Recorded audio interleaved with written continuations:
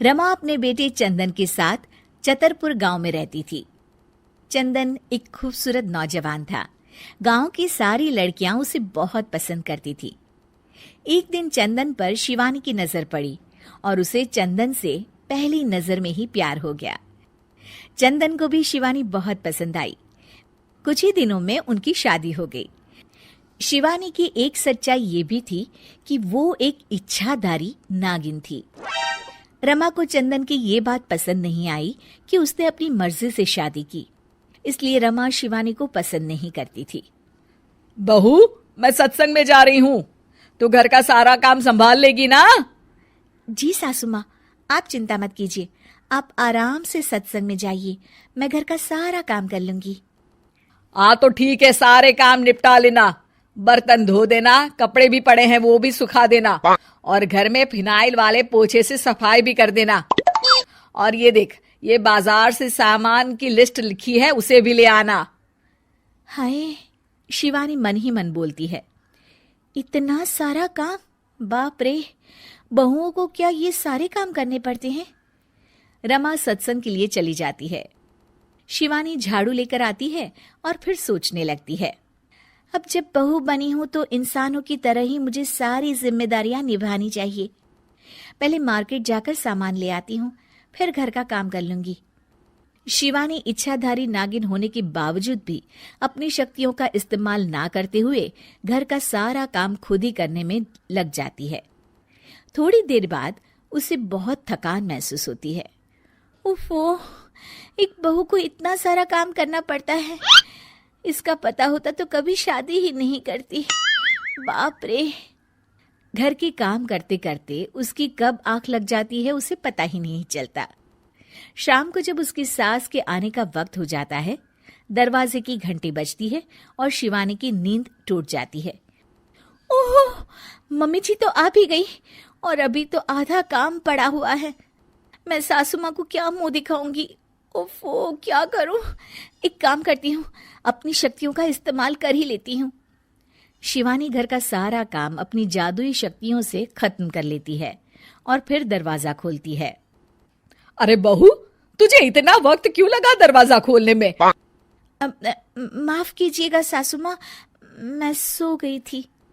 ओह, तो तू सो रही थी, फिर जो काम मैंने तुझे दिए थे वो तो हुए नहीं होंगे। सब कहने की बातें होती है। रमा घर में आती है और देखती है कि सारे काम हो चुके हैं। वो एकदम चौंक जाती है। अरे, इसने तो सारे काम कर दिए, वो भी इतने अच्छे से। ये इंसान के भेस में कोई चुड़ैल तो नहीं है? अब क्या हुआ सासू माँ, आप क्या सोचने लग गई? अब कुछ नहीं।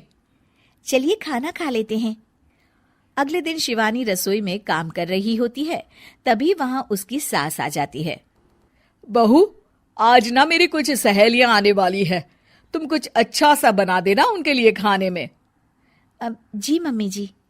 रमा के जाने के बाद शिवानी अपनी जादुई शक्ति से सारा काम कर देती है। शाम को रमा की सारी सहेलियां आती हैं। अरे रमा, अपनी बहू से तो मिलवा। रमा शिवानी को बुलाती है। शिवानी बहुत ही सुंदर थी। रमा की सारी सहेलियां उसे देखकर चौंक जाती हैं। अरे रमा, तेरी बहू तो बहुत ही सुंदर है। अपने बेटे के लिए चुनकर बहू ढूंढी है तूने। ये लीजिए, आप ये कचौड़ी खाइए। रमा की सभी सहेलियां खाना खाती हैं और उन्हें खाना बहुत पसंद आता है। अरे वाह भाई वाह, रमा मान गए तुम्हारी बहू को, कितना अच्छा खाना बना लेती है। उस दिन पूनम की रात होती है और शिवानी घर के कामों में इतनी उलझी रहती है कि उसे याद ही नहीं रहता कि हर पूनम की रात को वो अपने असली रूप में आ जाएगी। वो रसोई में काम कर रही होती है, तभी उसका असली रूप सामने आने लगता है। शिवानी ये देखकर घबरा जाती है। हे भगवान, मैं तो भूल ही गई थी कि आज पूनम की रात है। बाहर तो सासू माँ और उनकी सहेलियां आई हुई हैं। अब मैं क्या करूं? क्या शिवानी का राज सबके सामने खुल जाएगा? जानने के लिए देखिए इच्छाधारी बहू पार्ट 2।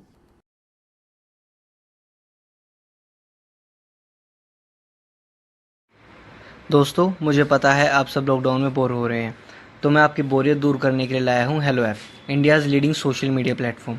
हेलो ऐप पे आपको मिलेंगे trending news, funny, educational, cooking, dance और भी बहुत सारे वीडियोस। इसके अलावा latest updates of your favourite celebrities. तो देर किस बात की है, अभी डाउनलोड करो हेलो ऐप और करें अपनी बोरियत का खात्मा।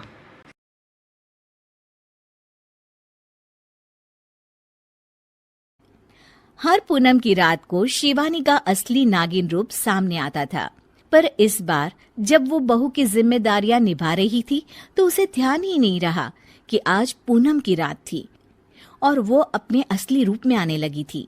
शिवानी को डर लग रहा होता है कि कहीं उसका ये राज सबके सामने ना आ जाए। हे भगवान, अब मैं क्या करूं? अगर किसी को पता चल गया कि मैं एक नागिन हूं तो मुझे इस घर से ये लोग निकाल देंगे और चंदन, वो तो मुझसे नफरत करने लगेंगे। तभी रमा रसोई में आ जाती है और शिवानी अपनी सास को आता हुआ देख घूंघट कर लेती है। बहू, तू यहाँ क्या कर रही है इतनी देर से? तभी रमा देखती है कि शिवानी ने घूंघट किया होता है। अरे बहू, ये तूने अचानक से घूंघट क्यों कर लिया? कुछ नहीं सासू माँ, वो मेरी ना सहेली का फोन आया था अभी। हाँ तो उसने कहा कि आज पूनम की रात है और आज की रात बड़ी ही खास है, तो अगर आप कोई मन्नत मांगो तो पूरी हो जाती है, लेकिन इस मन्नत को मांगने के बाद आपको अपना चेहरा किसी को नहीं दिखाना होता, इसलिए मैंने ये घूंघट किया है। अरे पर तूने तो मुझे इस बारे में कुछ नहीं बताया। हाँ मम्मी जी, मुझे माफ कर दीजिए, वो घर में सब मेहमान आने वाले थे तो मेरे दिमाग से ही ये बात निकल गई। शिवानी ऐसा कहकर अपने काम में लग जाती है। रमा मन में सोचती है, बड़ी ही अजीब सी बात है ये, ऐसी ऊट पटांग मन्नत कौन मांगता है भला? और शिवानी मन में सोचती है, बस कैसे भी करके 12 बजे तक मुझे अपने असली रूप को छुपाना है। अच्छा चलो फिर ऐसे ही चलो, मेरी सहेलियां जा रही हैं, उनसे विदा ले लो। ठीक है मम्मी जी, पर ये घूंघट।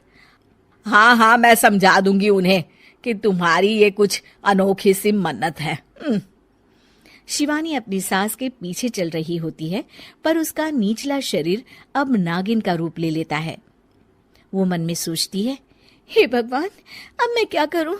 ऐसे तो मैं बाहर नहीं जा सकती, मुझे यहां से जाना ही पड़ेगा। रमा पीछे मुड़कर देखती है तो शिवानी गायब होती है। रमा ये देखकर चौंक जाती है कि आखिर शिवानी कहाँ चली गई अचानक से। बहू, कहाँ चली गई ये अचानक से? मेरे पीछे ही तो आ रही थी। शिवानी छत पर खड़ी होती है और घबरा रही होती है कि अगर वो पार्टी में वापस नहीं गई तो उसका राज खुल जाएगा। वो चंद्र देवता से प्रार्थना करने लगती है, हे चंद्र देवता, मेरे असली रूप को आज किसी के सामने मत आने दीजिए। मैं इस परिवार से बहुत प्यार करती हूँ और मैं यहीं रहना चाहती हूँ। चंद्र देवता प्रकट हो जाते हैं। अगर तुम यही चाहती हो शिवानी, तो मैं तुम्हें इंसान के शरीर में हमेशा के लिए परिवर्तित कर देता हूँ, पर फिर तुम एक नागिन भी नहीं रहोगी और तुम्हारी सारी शक्तियां छीन जाएगी। मैं यहाँ इस घर की बहू बनकर ही रहना चाहती हूँ चंद्र देवता, आप मेरे शरीर को इंसानी रूप में परिवर्तित कर दीजिए। चंद्रदेव शिवानी को एक इंसान बना देते हैं और वो अब नागिन नहीं रहती। वो जल्दी से नीचे पार्टी में जाती है। अरे बहू, कहाँ गई थी? क्या हो गया था तुम्हें? मम्मी जी, वो छत पर थी, मौसम खराब हो गया था ना, तो कपड़े बाहर सूख रहे थे, सोचा उतार लाऊं। अरे बहू, यहाँ मेरी सहेलियां तुम्हारा इंतजार कर रही थी और तुम्हें कपड़ों की पड़ी है। मुझे माफ कर दीजिए मम्मी जी। पार्टी खत्म हो जाती है और शिवानी बहुत थक जाती है। शिवानी, घर की सफाई कर देना, बहुत ही गंदा हो गया है पार्टी के बाद। जी मम्मी जी। शिवानी इतनी थकान के बाद भी घर की सफाई में लग जाती है। सच में एक सामान्य बहू बनना भी बड़ी ही मुश्किल का काम है। अगर चंदन से प्यार न किया होता तो कभी बहू नहीं बनती।